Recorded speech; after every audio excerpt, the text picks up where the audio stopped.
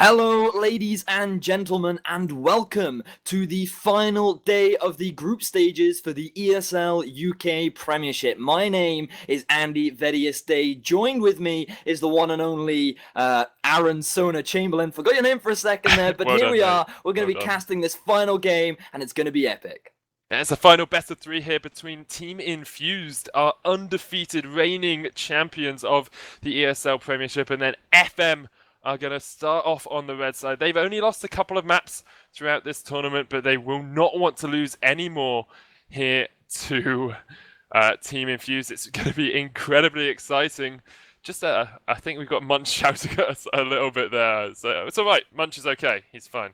So everything's sorted. I think we're okay. All right, so just to give you guys a bit of a rundown, these two teams at the moment are positioned quite closely on the board. So Infused are sitting in first place with a 12-0 record throughout the ESL UK Premiership. They are yet to drop a map, whereas FM Esports currently sitting in third place behind Choke Gaming. So this series is very important because if FM manage to come out on top in a dominant fashion, they can secure themselves that first place spot. But if they can't, if Infused are the ones to come out ahead, they will be in first place, whereas FM will retain that third place spot. So this game is very important. Both these teams want to be the ones coming out ahead, but I think it's going to be a pretty tough thing to do considering the caliber that we've seen from both these teams so far. Yeah, it's some incredible teamwork from both these sides. A few roster swaps have actually come in for this week. Mouse Dan and Mouse Beans, who are going to be playing on FM, replacing their previous jungler and top laner. They're sort of a couple coming across from Mouse Esports, one of the European challenger teams.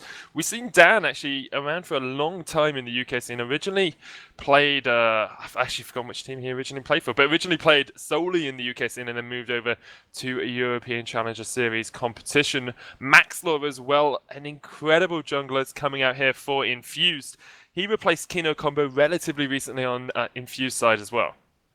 Hey, there's so much, there's so many, well, there've been a few roster changes throughout the ESL UK Premiership, but what is the UK esports without a bit of roster shuffling? But here we are, we have these two teams, very talented individuals, and Alfari and Maxlaw are the guys that we really need to keep our eyes on. Those two have just come off the back of a win in the PGL tournament that happened online recently. I heard they had some good casters for the PGL tournament. I heard that they had some decent casters, but we saw a lot of them. They worked very hard throughout that tournament, starting from the qualification tournament, making it all the way to the final, and actually beating teams like Denial, which has Wicked and CosQ, and it even had Shook on it, and they even came out ahead of G2.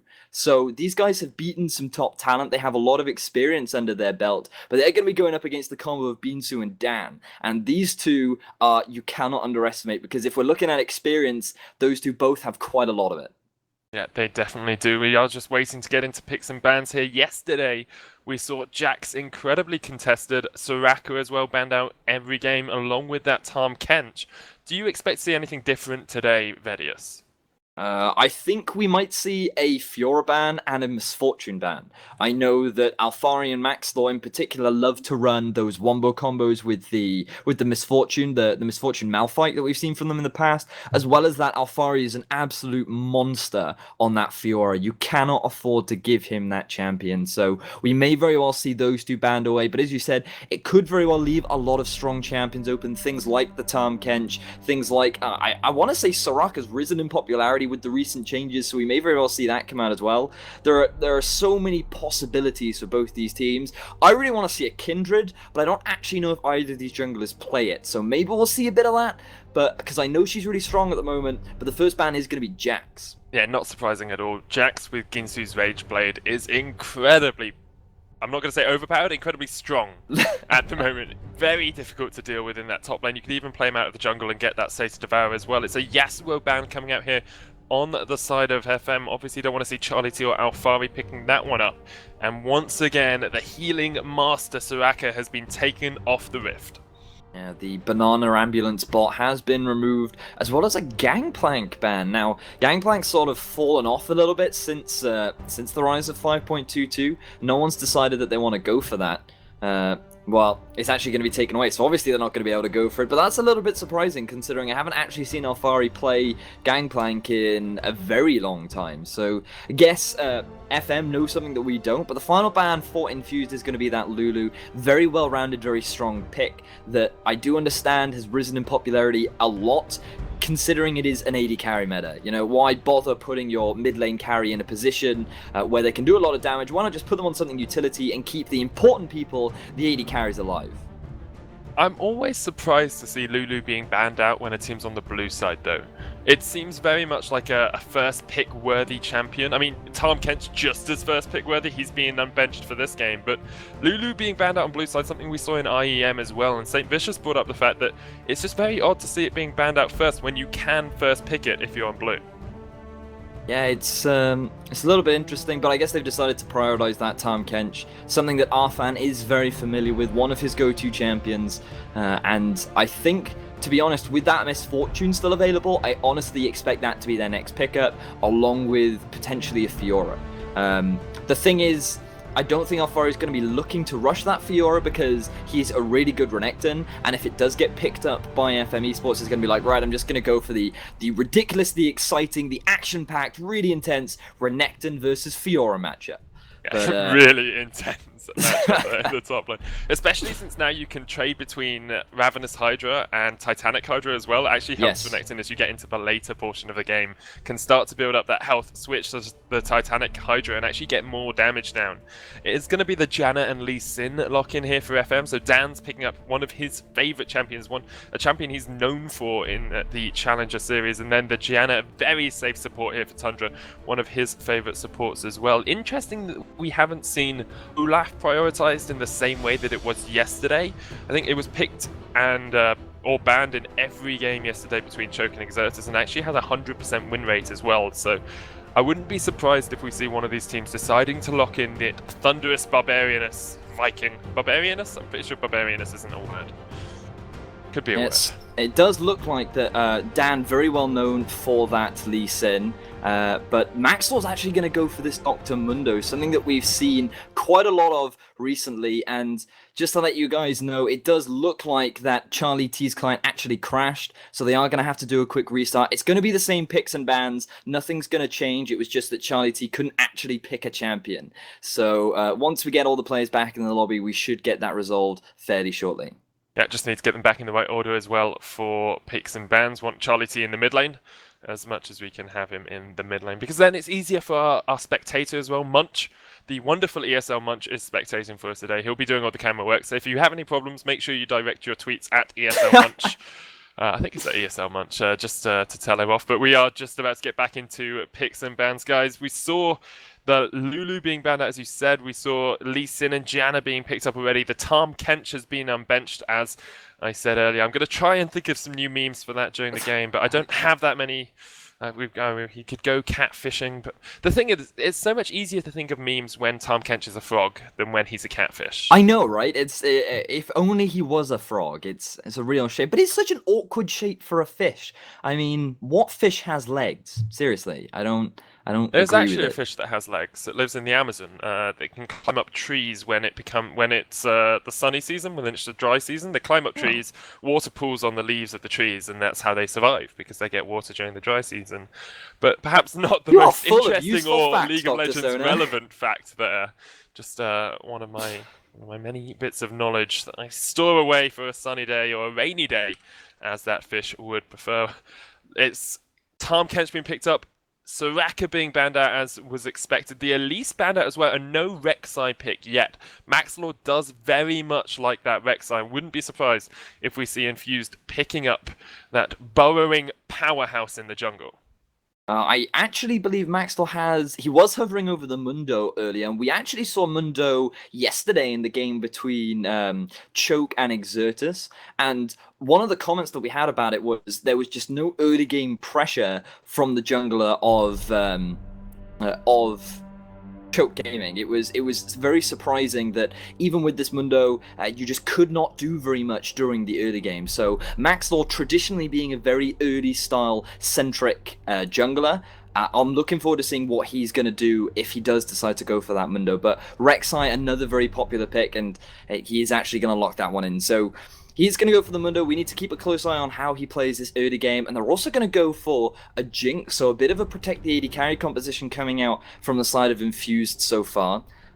Tahm Kench and Jinx is a very strong lane matchup. We actually saw it come out from IEM yesterday when TSM played it. Very good at keeping that Jinx alive. One of her issues is if she can't get the resets, obviously she has quite low mobility, so Arfan can just gobble up Polk and be like, right, we're out of here, carry him off to safety. And you can also set up some pretty cool plays, loads of options available. I really want Toaster to lock in Caitlyn. I've been telling everyone for ages, this champion is really strong right now, you need to play it. Nobody has been playing it, but Toaster is going to pick this one up. So I'm super excited to see Caitlyn. Her headshot mechanic now is really cool. I'm looking forward to seeing her go up against this Jinx.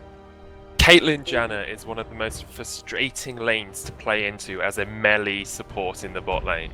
Tahm Kench is going to struggle so much to get those tongue lashes down, to get any pressure down onto Toaster on that Caitlyn, because Janna can just eye the storm, use that shield, use the tornado to knock him back, give his Caitlyn that energy, the tornado energy to fight back in that matchup. And even with the range of Jinx, even with the fact that you can devour someone and spit them out into the flame chompers, they're really going to struggle to put any pressure down, especially with Maxlor playing this Mundo jungle, doesn't have that hard CC, if you land a cleaver, perhaps you can get a good chase down, but I just don't see how the Infused bot lane is going to face up into the very, very difficult lane that is Caitlyn Janna. They may look to go for a lane swap. That is one option that they have available to them. They aren't very good at taking towers, but with the changes to Caitlyn, she's also very good at taking those towers. So they may very well go for something like that. Alternatively, Maxwell could just sit bottom lane.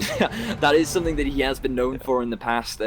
When I saw him play on his European team, he was very much a bottom lane centric jungler, very much about getting his bottom lane ahead. But more recently, since the meta has shifted more towards top laners, he went back to camping Alphari, making sure that he gets ahead. But now we're all about the AD carries. We're all about making sure that they get to a point that they can solo carry the game. So we may very well see Maxwell once again revert to where he looks to put his priority. I just feel a little bit sorry for Charlie T, because not once have I seen Maxwell go, I'm going to camp mid lane.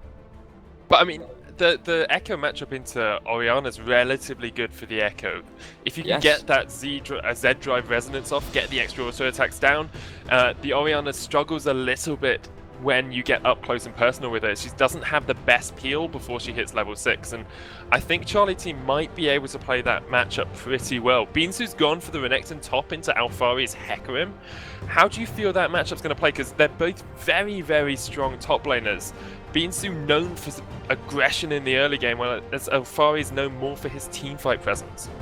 Well, you say that. More recently, I've actually been watching Alphari, and while I completely agree with you, his teamfight presence is insane. His laning is ridiculous. If he gets a slight lead, he will destroy you. He will take so many advantages off of the smallest lead that he can get. He is insanely talented in the top lane, but as you said, he's going up against Beans, who are also very talented, and in particular, this matchup, I think it does slightly go in favor of the Renekton, simply because, as a champion, he is a natural lane bully. He's all about that early game dominance, all about getting ahead during the very early stages of the game. But once Alphari hits that level 6 mark, once he gets himself a couple of items, he should be able to trade back and forth fairly well. It's very much going to be about who actually gets the early lead in this lane matchup. Alphari needs to play it quite passively, Beansu needs to be as aggressive as possible, and how the junglers decide to play around that fact will also be quite important. So it's going to be a lot of top jungle synergy that I feel will be fairly important coming into this matchup. Yeah, definitely. It is important to note as well, this is patch 5.22. The last 2 weeks of the ESL UK Premiership have been played on this patch. We are not delaying a patch like IEM is 5.21, so we see those stronger champions becoming in. As you said, the AD carry focus picks. Graves has been hotfixed. Crit's healing has been hotfixed as well. Thank goodness for that. Although I wouldn't be surprised if we see Toaster taking that Warlord's Bloodlust, perhaps even Pollock as well, going for that Warlord's Bloodlust just for the extra Crit's heal. Mundo jungle, something we've seen more in 5.22. Explain to me the reasoning that Maxwell will have in picking this Mundo in the jungle, because it's something we really haven't seen for a long time. Well, the first reason is I think it's something that he's pretty comfortable with. On the most recent patch, as you've said, it's suddenly risen in popularity. And I think that's because junglers, or tanky junglers in particular, now have a lot more sustain than they used to due to the changes that you can have. The refillable potion that you can pick up in the jungle means that you can have a lot more sustain and you can stay there a lot longer. Not only that, Mundo as a champion naturally has quite good clear. He has that area of effect fire burning ability, and I forget the name of it, but it results in clearing the jungle very, very quickly. Not only that, when he throws out his cleavers, he's going to have a decent amount of sustain, so he has good clear in the jungle. He has relatively decent gank pressure considering you can constantly throw out those slows, very similar to how Undertow works. And I think that it's just that main part of it that, due to the recent changes in the jungle, due to the mastery changes in how things like healing work in particular, and how tanky you can be during the early game, is a large reason as to why he's risen in popularity. But Lee Sin, definitely still a strong jungler in the current meta. There has been a slight change in Warrior. Now it does a little bit more damage, but the penetration has been moved. But I don't think Dan is going to be too upset about that. He's still very well known for his Lee Sin, can still have a very large impact. And I think that in particular, this matchup should be a good one to watch. But I'm curious to see where Maxwell chooses to apply his early pressure, if he applies any early pressure at all. I like the fact that Mundo here, Maxlaw, he's gone for Bond of Stone, so it shows that he wants to be in those team fights. It really shows the way that he's going to play this champion. He wants to be ganking, wants to be in those team fights, because otherwise Bond of Stone's only 4% reduced damage. You can get up to that 8% reduced damage if you're next to a teammate, whereas Mao's Dan actually going for 0, 18, 12. He's spec'd all the way into the Cunning Tree for that Thunderlord's Decree. He's going to get extra damage on the third auto attack. Really helps out Lee Sin. You don't need to go into the warrior tree, the aggressive tree, to actually get more damage out of champions like Lee Sin. If you're stacking up those auto attacks, it can actually help to go for that Thunderlord's Decree and get the extra damage just through your auto attacks. You definitely can, and now that we are going to be seeing this El Clasico match between FM Esports and Infused, I want to ask you, Sona, what are your predictions for the outcome of this? Who do you think will come out on top between the classic UK matchup between Infused and FM? Well, we saw the real El Clasico, Real Madrid versus Barcelona, just yesterday, and Barcelona absolutely wrecked it, went 4-0. I really hope this game isn't as one-sided as that one was, because on Season's performance, I think you have to give this to Infused. They've been incredible for this entire season. FM have not played badly at all. They just haven't quite been at the undefeatable level, the invincible level of Infused. And now that we're onto the Rift, it's all up to FM to prove their critics wrong and show that they can face up to the level that Infused is bringing out. Yeah, so we are going to be jumping onto Rift. On the blue side is going to be Team Infused with Captain Alfari up in the top lane. Maxlaw's going to be in the jungle. Charlie T up in the mid lane with Polk on AD carry and Arthan on support. And on the red side, it is FM Esports, Beansu in the top lane, Dan in the jungle, Ziviz bringing the Orianna into the mid lane, and Toaster, 1, 2, 3, and Tundra round out the team in the bot lane. So definitely an exciting matchup, something that I've been looking forward to all season long, and what a way to end this glorious season for the ESL UK Premiership. We've seen a lot of highs, we've seen a lot of lows, but this series is definitely an important one to watch, because as we've already mentioned, the winner of this series could secure themselves first seed coming into the playoffs, so both teams definitely going to want that, increase their chances of getting into the actual finals of the playoffs that will be happening early on in December. And yeah, it's going to be a great game. At the moment, it looks like we're actually seeing a lane swap come out. So this is something that I mentioned. You talked quite a lot about how Caitlyn and Janna is a very annoying lane to deal with. Polk and Arfan have decided, no, we don't want to go for that. We're just going to lane swap out, and we're going to see a very early double jungle coming out from both teams. How do you feel these top laners match up into that 2v1 lineup? Because Alfari on Hecarim might struggle a little bit to farm against the Janna-Caitlyn matchup, whereas Renekton does need the early game pressure, but can farm pretty safely under tower. It's a tough one to call. It largely depends on how both AD carries actually choose to play the lane swap. If you notice, what Beansu has actually done is gone for a very early shove, which means that now the lane's actually going to be pushing against him, so he's going to be denied from all farm, which means that Alfari can just continue double jungling. He can get the experience, the gold that he needs to still be relevant in this game, whereas Beansu's going to get shoved back pretty hard this early on, so already in this early advantage, it looks like Alfari is going to be the one coming out ahead, but it does actually look like they're going for a very early 4-man tower push, so we may not actually see Alfari and Binsu end up in a 2 versus 1 at all, because they're going to lose their towers before they even get a chance to get into lane. Yeah, Jinx, of course, incredibly strong at pushing towers with that minigun. She can really pound away at them. Actually, targeting the minions here, though, so not pushing the tower down as quickly as you might expect. Yesterday, we saw Choke going for a very quick 4-man push on the bottom lane, and they actually managed to pick up 2 towers. Now they turn their attention on to the turret itself, but they still won't get this down, I don't think, with just this push. They do have the siege minions, so they're at least going to get a lot of damage down onto it. You have to remember that the turrets have been changed, yeah, so now they're a little bit weaker during the early game, but they do have more HP. But a lot of... they are able to actually get a lot of damage down. You can actually see the mirror happening down in the bottom lane. They should be able to pick up that bottom lane tower, as well as the top lane tower fairly soon. So yeah, we're just going to see a pretty standard lane swap from both sides right now. And I like this from Alfari. He is able to get the successful bounce off, but we're seeing what Choke did yesterday from FM, and they're just going to keep going on with the push. Yeah, they continue that push. Charlie's actually going to take a lot of damage from minions there in the mid lane. He got the stun off, but wasn't able to do much more than that because he was caught up in a huge minion wave. And there's a 4-man push still in the bot lane here by FM. They've got half that tower down already. They can keep going for it. Of course, Renekton very strong at pushing towers with all of the extra damage you get early game. Alfari's teleported in, and the tower left on only about 200 HP as FM decide to back away.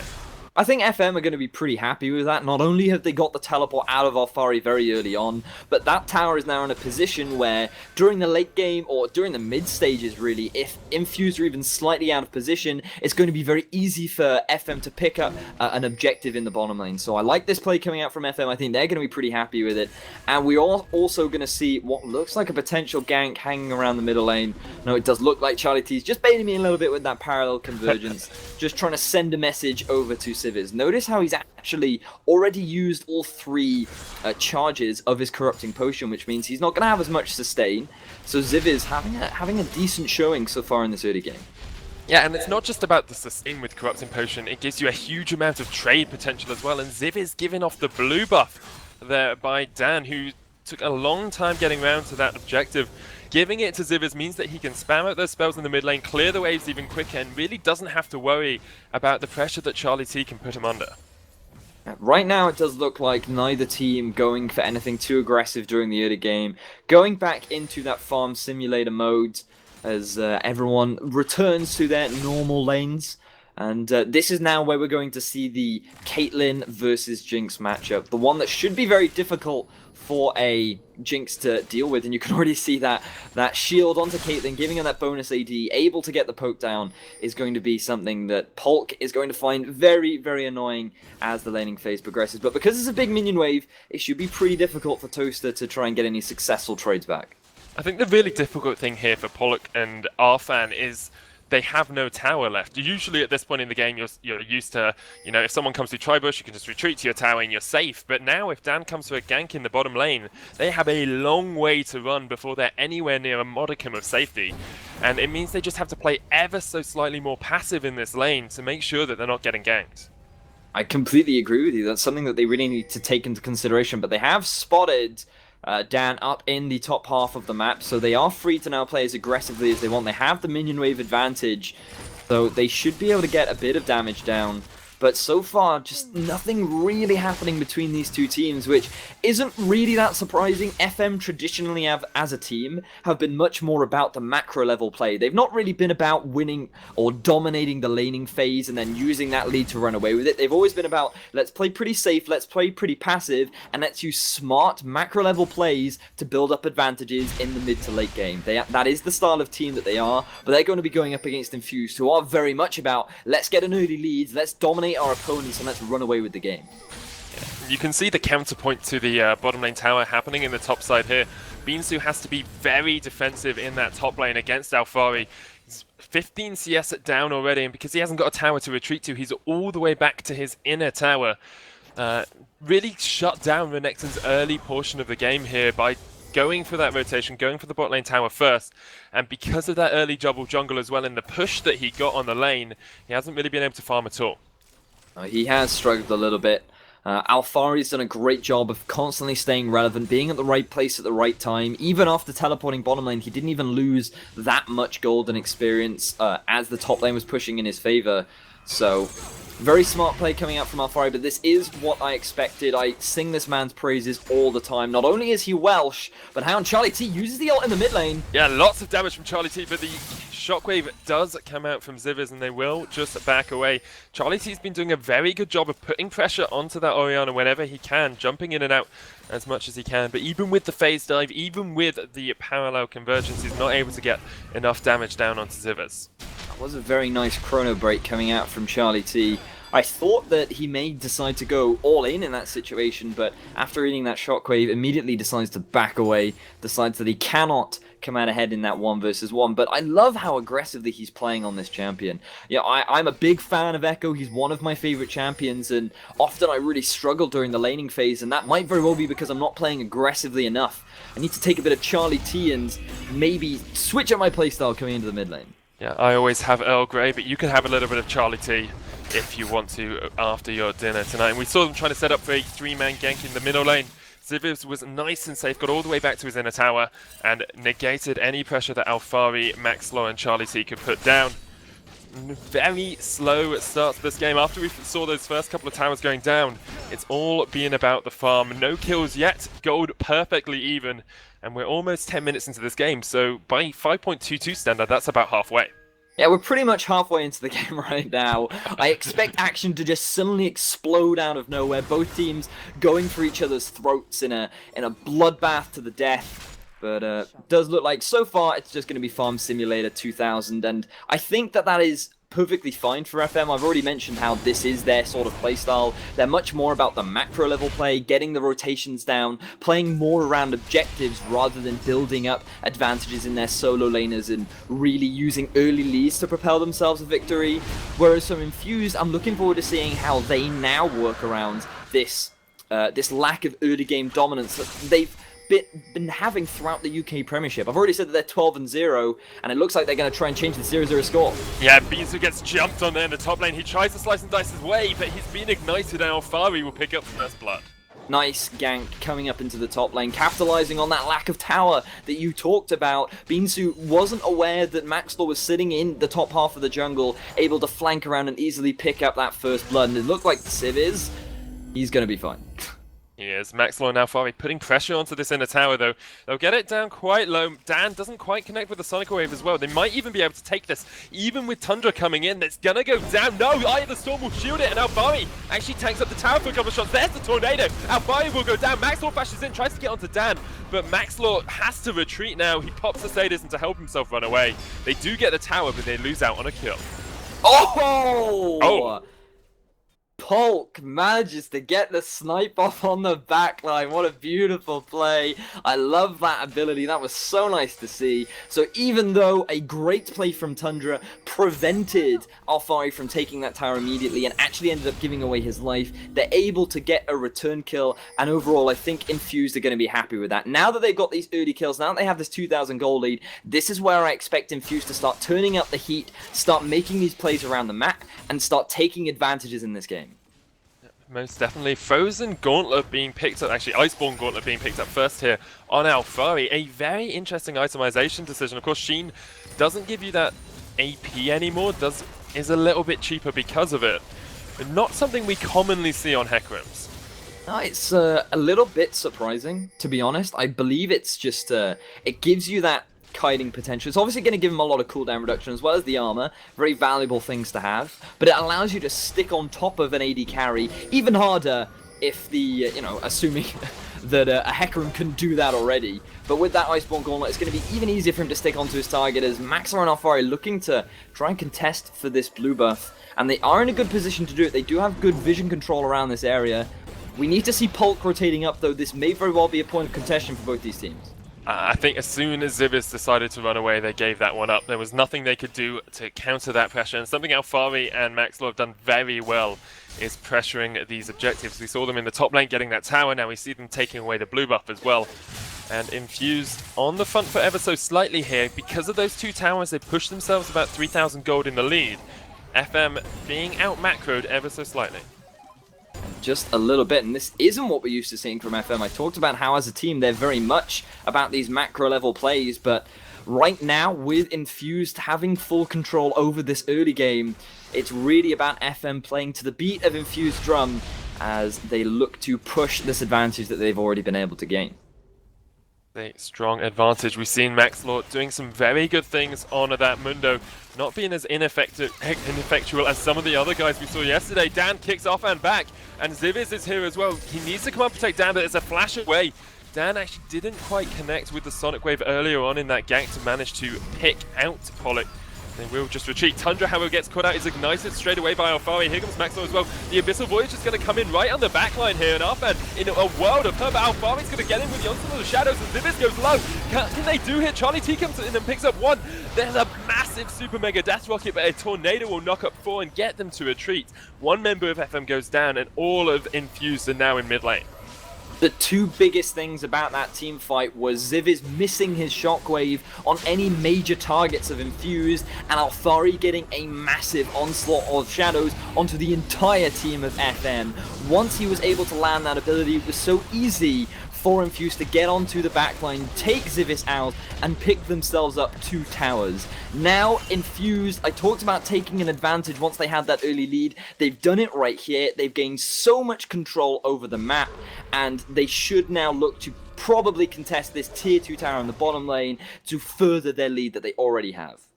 Most definitely. They've taken a 5,000 gold lead just off picking up those extra towers. There is a tower in the top lane, of course, and that bot inner tower very low on the side of Infused. So FM could pick up a little bit of gold here and there if they want to. Looks like they're going to try and get the Rift Tower, perhaps give this one across towards Toaster so that he can help push these lanes. Caitlyn's range is very, very strong. They actually almost lose patience there with the Rift Tower. It would have reset, but able to just juggle that one out nicely. Toaster does pick it up, and he's going to have that buff for the next few minutes. They're going to push up towards top lane to try and take this tower, which I think is a good decision. Gives them some gold immediately, which is definitely what they need, especially with Beansu being far behind. This Alfari is like equal on CS, but just not had the impact that he would have liked to on Renekton this early in the game. I think you're completely right. This hasn't really been the game for Beansu. They played around that Renekton very, very well, going for the lane swap, preventing him from having that early game dominance that the champion is so renowned for. And I do like this decision coming out from FM. Caitlyn as a champion is very good at sieging. That is something that she's naturally talented at with her long range, but how a fight could potentially be kicking off as FM just choose to disengage from that one. But going back to my point, the siege coming out from Caitlyn is very strong. Putting that Baron buff onto her means that her siege is going to be even stronger, and this is exactly what they need to do. They just need to group up. FM need to look to siege onto these towers and take advantage of the somewhat weak wave clear coming out from Infused. Most definitely. I think one of the great things about having Janna on your team is retreating is always an option. She's so good at kiting backwards. She's got that Monsoon. She's got the Tailwind passive as well. So if she gets ahead of you, you can chase her for days. It's very, very strong. However, we see Infused just doing what they need to do at the moment. The IE has been finished on Pollock. He's absolutely huge on that Jinx. 158 CS, only 16 minutes into the game, almost going at 10 a minute, which is pretty darn strong. And he was just left to free farm for a while there. Zivis did try and push him back in the bottom lane, but Zivis not in the position to face up against a big Jinx at the moment.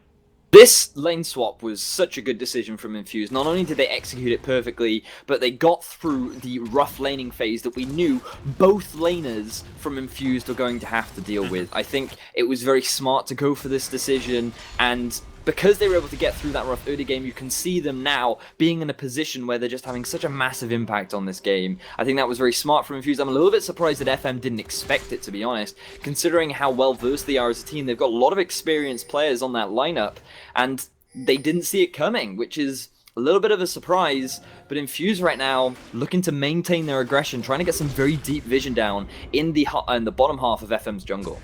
That they are. Something we've seen more and more with 5.22 as a patch is the utilization of very aggressive top lanes. People who can dive onto the backline, junglers who can dive onto the backline as well. It's all about catching out the enemy AD carry and taking them out of the fight before they can have any impact. It's an AD carries game at the moment, an AD carry playground, and the reason we see people like Mundo, like Hecarim, like Olaf, like Echo as well, is that they can dive onto that enemy backline and really shut them out of fights. Yeah, I quite like this echo coming out from Charlie T. There were some changes to Lich Bane, in the sense that it now gives you, I believe, a little bit more cooldown reduction, which it didn't used to do. And as you've already mentioned, that the Sheen doesn't actually doesn't give you ability power anymore. But I think it's a great pickup for Echo. What Echo really needs is cooldown reduction to get as many rotations of his spells off as possible, and relying very much on that passive, getting those 3 stacks off onto the enemy target, the Z drive resonance, to get that movement speed to reposition and then get into a good enough situation where he can then threaten the backline himself. So I do like this pickup from Charlie T, and I think he's making it work very, very well. He has 4 members of Infused here in the bottom lane to try and push this one in, and FM just do not react quickly enough. It's going to be a free tower, but it appears to be actually they get pushed back just before they take it down. Only a little bit of HP left on that tower. Arfan going to be in the front line here. Oh, the shockwave comes out, only catches onto Arfan though. Poik able to avoid that, and they will just retreat. The parallel convergence does come out from Charlie T just to make them all slow, just to back him away, and Alfari meanwhile pushes in this top lane as quickly as he can. I'm a little bit surprised that Infused decided to disengage from that. Well, I think they were in a good enough position that they could have taken that tier 2 tower in the bottom lane. They had the range on Polk, he had the damage, and with Alfari constantly applying pressure in the top, I think they were in a situation where they could have looked to contest, but they didn't want to risk it. They didn't want to go for a too aggressive play, and I think that's very smart. They have a lead right now, they don't need to throw it away, they're in full control of the map, and making a too aggressive play and giving even a slight advantage back over to FM would be a potentially big mistake, considering how good FM are at playing around a lead during these mid to late game stages. Definitely. I think what we've seen thus far this game really exemplifies why this is called the El Clasico of the UK League of Legends scene. It's back and forth, it's tit for tat, it's bit by bit, and both these teams very passive around the enemy. They don't want to get caught out of position. They know the skill that comes out from these enemy players. Really, all they have to do is be caught out once for them to lose the game, because all it takes is a tiny advantage. All it takes is a superb free kick, to use the footballing term, for you to lose out very, very quickly. And we see Infused are going to try and take that free kick. They're going to try and steal away this Rift Herald. Dan in a good position, but he doesn't realize that the Rift Herald's been done. It gets taken down and given across the point. So once again, the AD carry being given that buff. That was very smart from Infused, simply because the Rift Herald dies at 1955 and Baron spawns at 20, so they recognize, let's just take a very easy free objective, let's get that Baron minion pressure coming out from our AD carry, and as I say that, he's actually gone immediately to the jungle. Selfish AD carry a little bit, decided red buff more important than actually setting up a siege. But not only that, Alfari continuing his split pushing ways, he's able to pick himself up a tier 2 tower in the bottom lane. Infused leading 6-2 in tower, sorry, and this is pretty much where all of their gold lead is coming from. 5,000 gold difference between these two teams, largely due to Infused just having full control of the map. Look at the control they're picking up in their inventories as well. They have 3 pink wards, they have 2 sight stones, they have 2 oracle's lenses, and they've got 2 fast sight orbs as well. They are all about controlling vision in the enemy jungle. We only see the one sweeping trinket, not even an oracle's lens picked up on Tundra yet.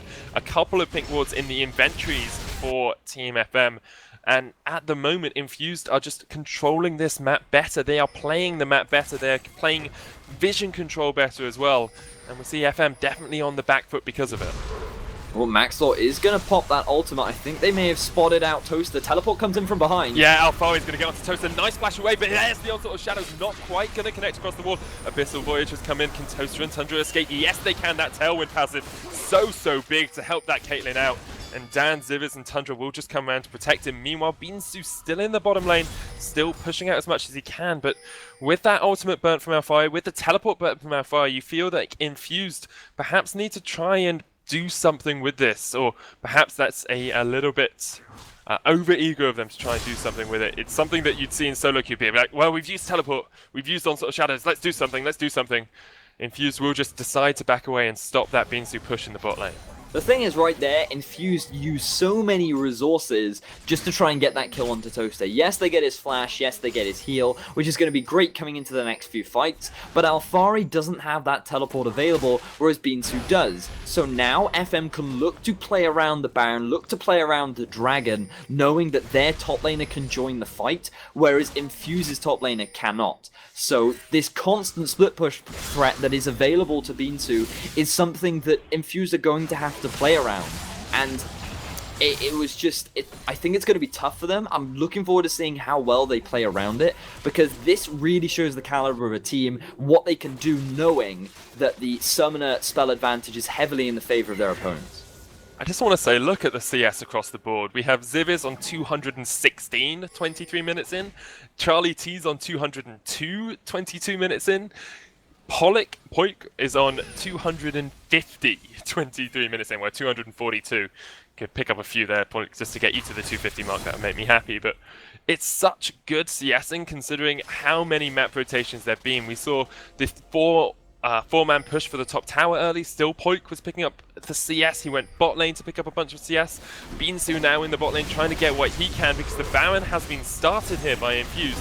And Beansu not there yet, does have TP. There is a ward in the back of it. Baron down quite low already, and here comes FM. What can they do? Teleports come in the backline. Dan's going to jump into the Flame Chompers, and here they come to Beansu. Dan's in, it gets smited away, and Maxwell will pick it up. Infused have the Baron, and they have the first kill. The Shockwave comes in, but they're not going to pick up anyone from this, and Maxwell's flashed in. Point goes very, very low. Charlie T on the backline now has to pop the Sonyas, and Toaster's going to get taken out. It's 4 for none at the moment. They picked up Baron, they pick up an ace, and what a fight from Team Infused. That could not have gone any better for Infused. I talked about how they needed to play around the teleport. They just decided to force it. They were like, okay, Beansu, we know he's going to teleport in. Let's make it happen. They go for the Baron. They take it down far faster than I think FM were expecting. You talked about how well Hulk has done in terms of his farm, and you saw it right there. His ability to take down that Baron insanely quickly meant that they were able to pick that one up. Maxwell with the smite skills, preventing Dan from being able to take it, and then with the positional advantage that they had,